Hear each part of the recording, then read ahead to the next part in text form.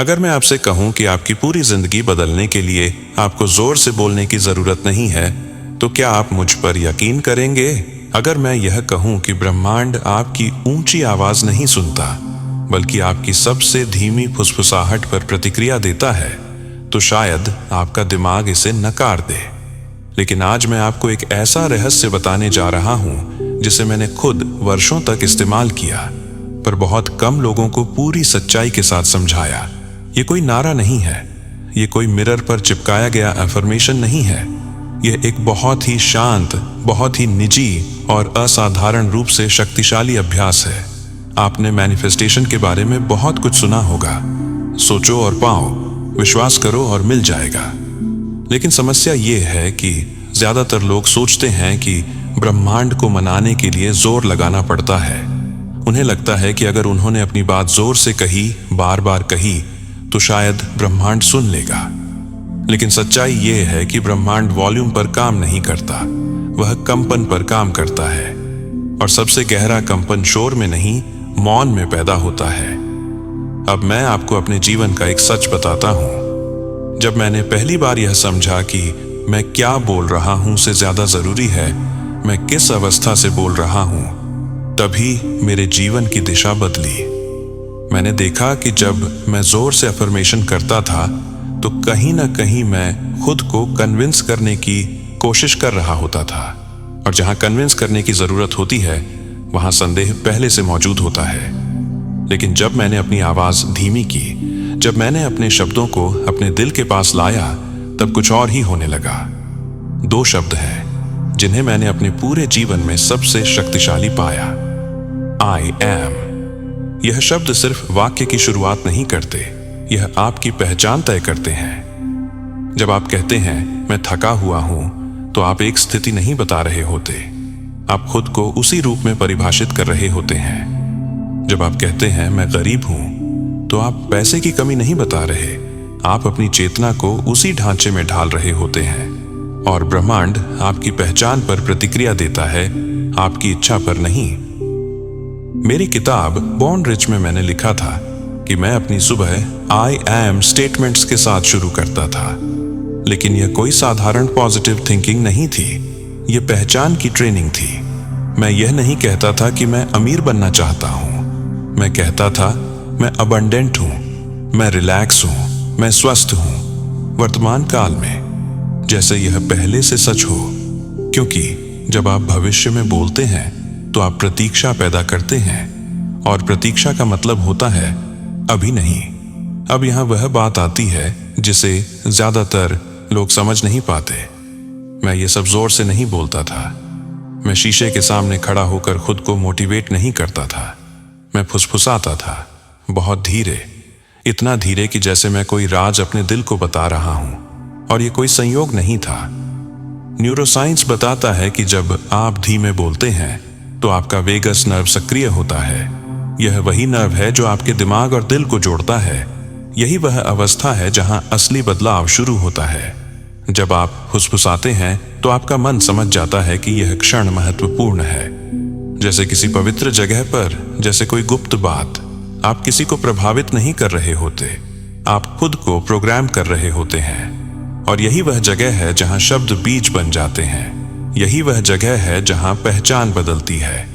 और जब पहचान बदलती है, तो जीवन अपने आप बदलने लगता है। अब जरा गहराई से समझिए कि यह फुसफुसाने वाली तकनीक साधारण क्यों नहीं है।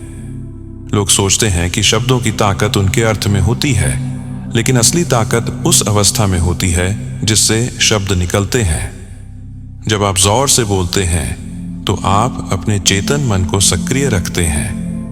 चेतन मन तर्क करता है, सवाल करता है, तुलना करता है और शंका पैदा करता है।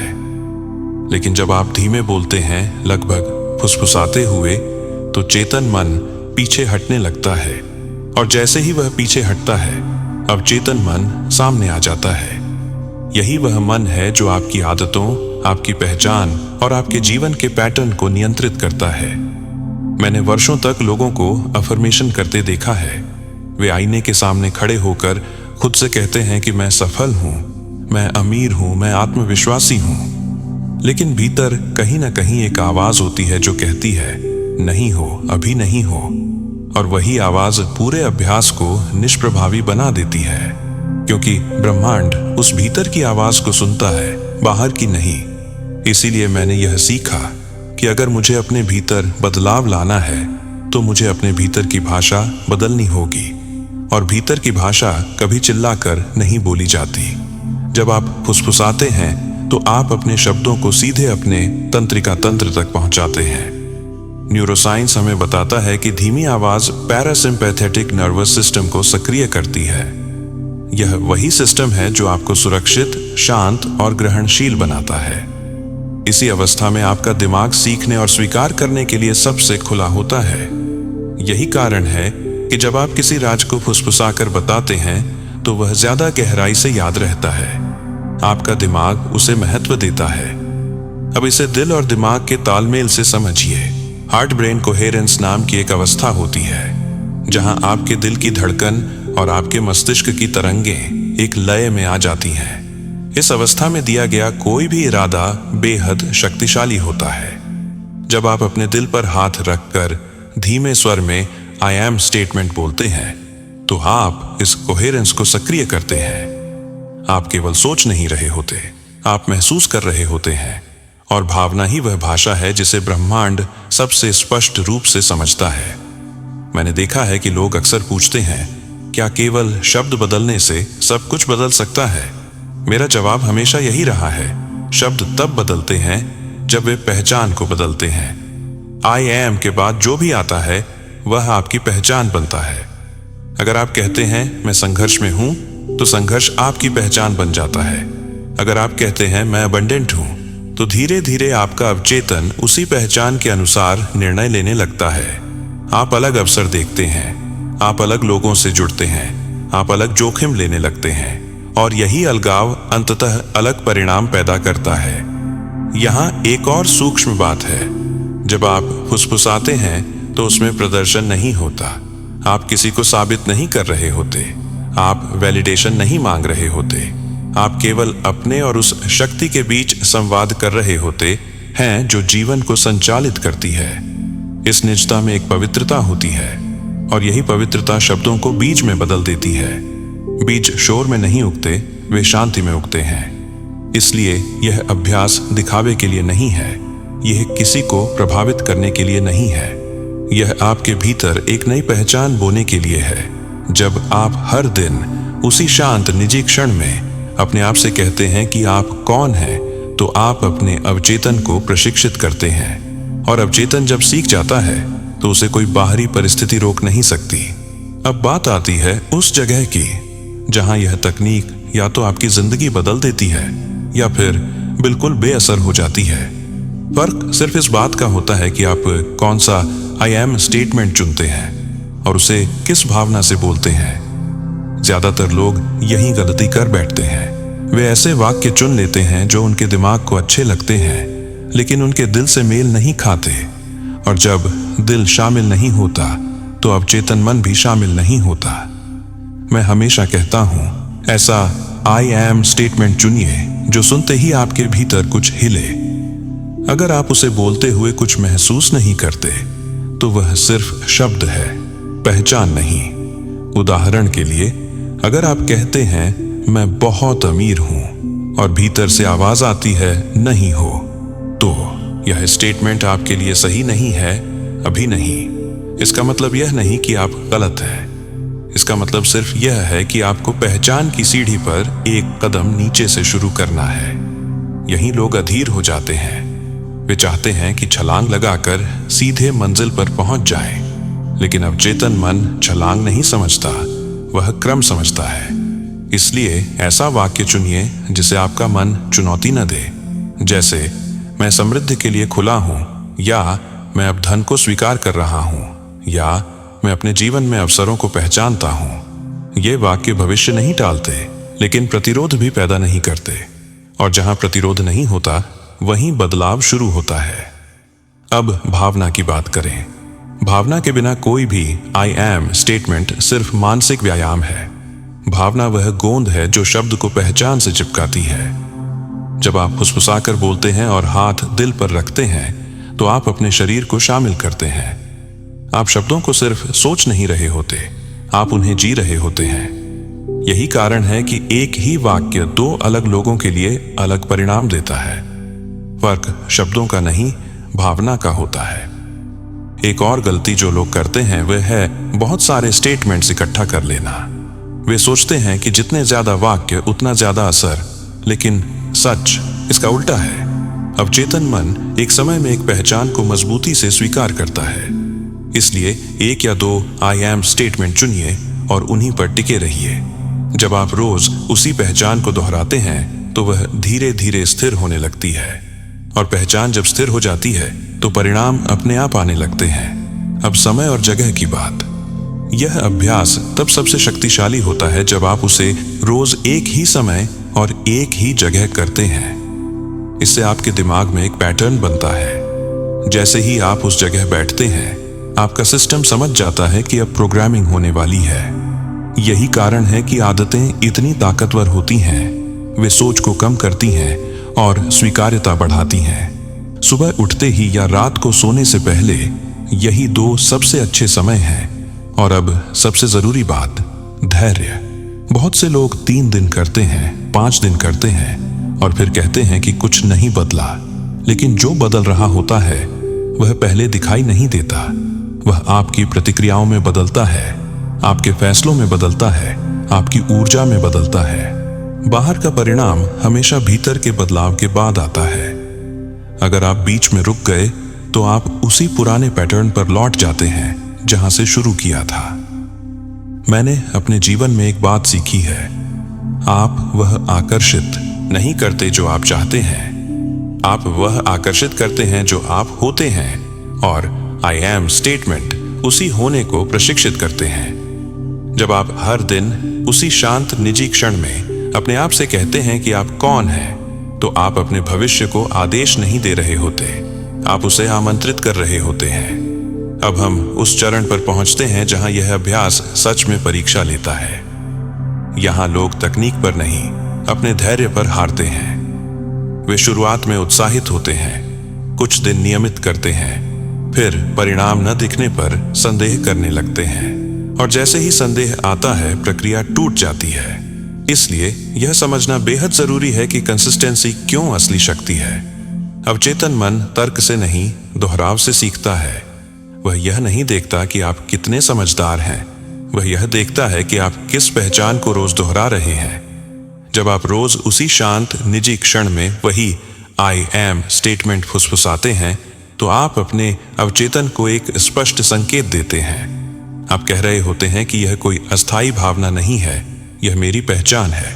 और पहचान कभी एक दिन में नहीं बदलती, वह धीरे धीरे स्थिर होती है, जैसे नदी अपना रास्ता बनाती है। शुरुआत में बदलाव सूक्ष्म होता है। आप पाएंगे कि आपकी प्रतिक्रियाएं बदल रही हैं। वही बातें जो पहले आपको परेशान करती थीं, अब उतना असर नहीं करती। वही अवसर जो पहले दिखते नहीं थे, अब नजर आने लगते हैं। यह संकेत है कि भीतर का पैटर्न बदल रहा है। बहुत से लोग पूछते हैं कि कितने दिनों में असर दिखता है। मेरा जवाब हमेशा यही रहा है, दिन गिनना बंद कर दीजिए, क्योंकि जिस क्षण आप दिन गिनते हैं आप फिर से परिणाम पर टिक जाते हैं। और परिणाम पर टिकना मतलब प्रक्रिया से हट जाना। कुछ लोगों को 7 दिन में शिफ्ट दिखती है, कुछ को 21 दिन में, कुछ को उससे भी ज्यादा। फर्क आपकी पुरानी प्रोग्रामिंग की गहराई का होता है। जिसने सालों तक खुद को कमी में देखा है, उसके लिए पहचान बदलना समय ले सकता है, लेकिन जब बदलता है तो स्थायी रूप से बदलता है। यहाँ एक और सामान्य गलती होती है, लोग अभ्यास को यांत्रिक बना लेते हैं। वे शब्द तो बोलते हैं लेकिन भावना गायब हो जाती है। याद रखिए, यह मंत्र जप नहीं है, यह चेतना का प्रशिक्षण है। हर बार जब आप बोलें, रुकिए, सांस लीजिए, दिल पर हाथ रखिए और शब्दों को महसूस कीजिए। अगर किसी दिन आप थके हों तो कम बोलिए, लेकिन सच से बोलिए। गुणवत्ता मात्रा से हमेशा ऊपर है। अब उस बिंदु की बात करें जहां ज्यादातर लोग हार मान लेते हैं। यह वह समय होता है जब भीतर की पुरानी आवाजें तेज हो जाती हैं। वे कहती हैं, यह काम नहीं कर रहा, तुम खुद को धोखा दे रहे हो। हकीकत देखो, ये आवाजें नई नहीं हैं। ये वही पुराने पैटर्न हैं जो टूटने से पहले आखिरी बार जोर लगाते हैं। अगर आप इस क्षण टिके रहते हैं तो आप दीवार पार कर लेते हैं। अगर आप रुक जाते हैं तो आप वहीं लौट जाते हैं जहां से शुरू किया था। इसलिए मैंने हमेशा सिखाया है कि अभ्यास को परिणाम से अलग रखिए।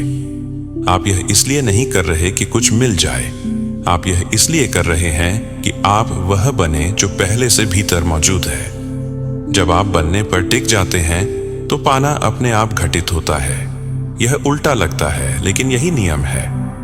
जब आप छोड़ते हैं तब मिलता है, जब आप पकड़ते हैं तब रुकता है।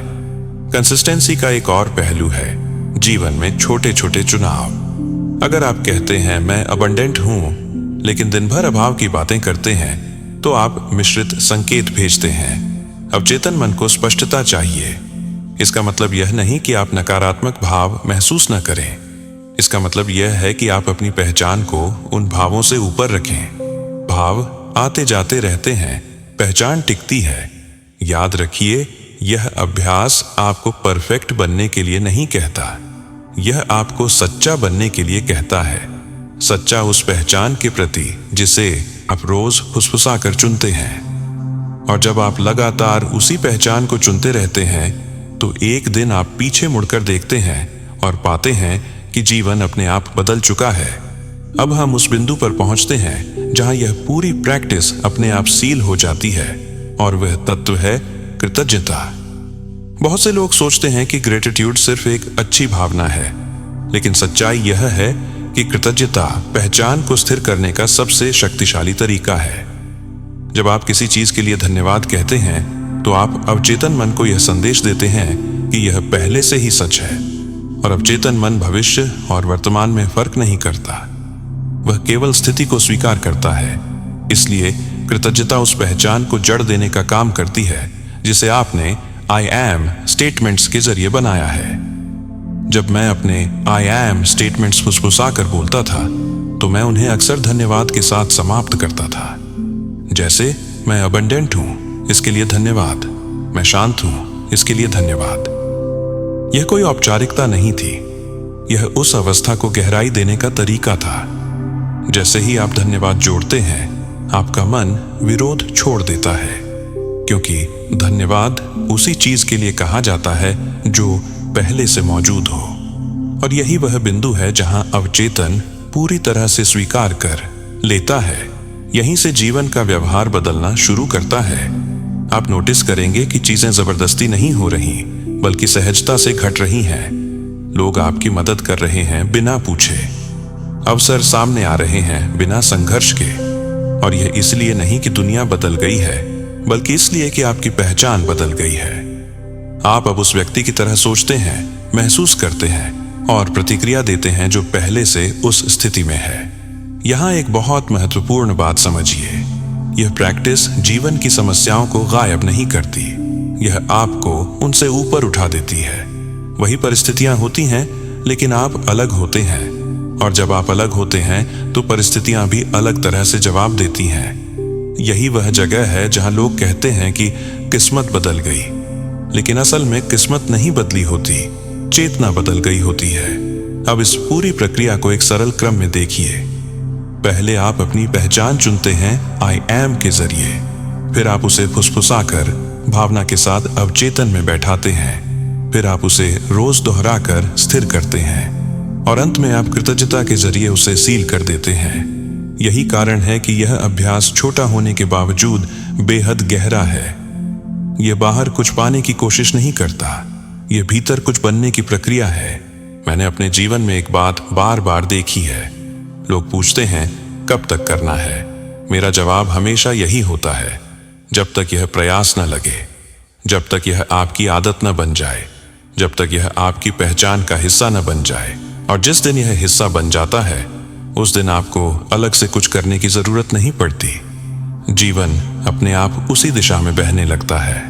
और अब अंत में मैं आपको वही बात याद दिलाना चाहता हूं जो मैंने वर्षों पहले सीखी थी। आप वह आकर्षित नहीं करते जो आप चाहते हैं, आप वह आकर्षित करते हैं जो आप होते हैं। और आई एम के साथ फुसफुसाए गए शब्द कृतज्ञता से सील किए गए आपको वही बनने में मदद करते हैं जो आप अनुभव करना चाहते हैं। यह कोई जादू नहीं है, यह चेतना का नियम है, और नियम सबके लिए एक जैसा होता है। इसलिए आज से इसे जटिल मत बनाइए। एक शांत पल चुनिए, दिल पर हाथ रखिए, धीमे से कहिए आई एम, और उसके बाद वह पहचान चुनिए जिसे आप जीना चाहते हैं। अंत में धन्यवाद कहिए और फिर अपना दिन जिए।